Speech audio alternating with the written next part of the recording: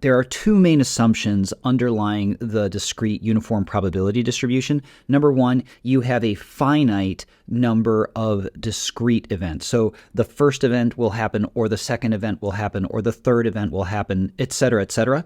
And the second assumption is that the probability of each event is equal. So the first event is just as likely as the second, just as likely as the third, just as likely as the fourth, and so on. Once you understand those two components, then you're kind of in a good situation to see what we're working with. What we have here in this column is we're just saying which event is going to occur. Is it discrete event number 1, 2, 3, 4, etc.? And we have built this out down to 100. Of course, you could keep going, but you got to stop somewhere. Up here is the one number that we want you to play around with when you go in and create a copy of this file for yourself, just because it's going to impact the probability mass functions, the cumulative mass function, and so on and so forth, as well as these visuals over here, which we'll show you in a moment. For the purposes of expected value or standard deviation, you need to have some random variable in place. For our purposes right now, we are just having the random variable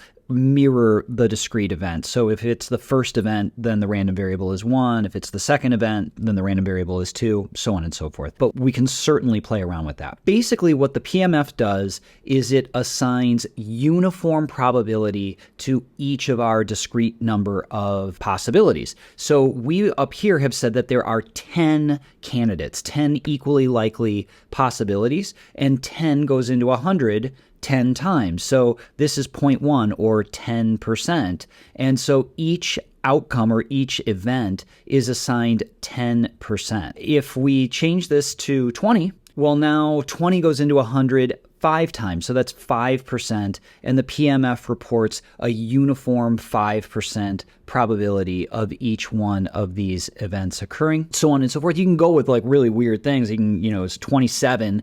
Well, apparently 27, that's 3.7.37, etc. percent for each one of the events. You can go with something like 50, and 50 goes into 100 twice. So there's a 2% chance for each one. You get the idea. Let's take a look at what's going on with the CMF, the cumulative mass function. As always, the CMF is just adding up the PMF values. So 2 plus 2 plus 2 plus 2 gets you to 8. So there is an 8% chance that we will observe one of the first 4 events occurring. So that's really what's going on with the CMF. And then finally, we've built out the beginnings of expected value, which we'll introduce you more to in just a minute. But let me go over and take a look at the graphs that we've built out. We have this one. It's a discrete uniform distribution. And because we have 50 candidates, 50 equally likely candidates, the first 50, if you will, are all locked in at 2% each.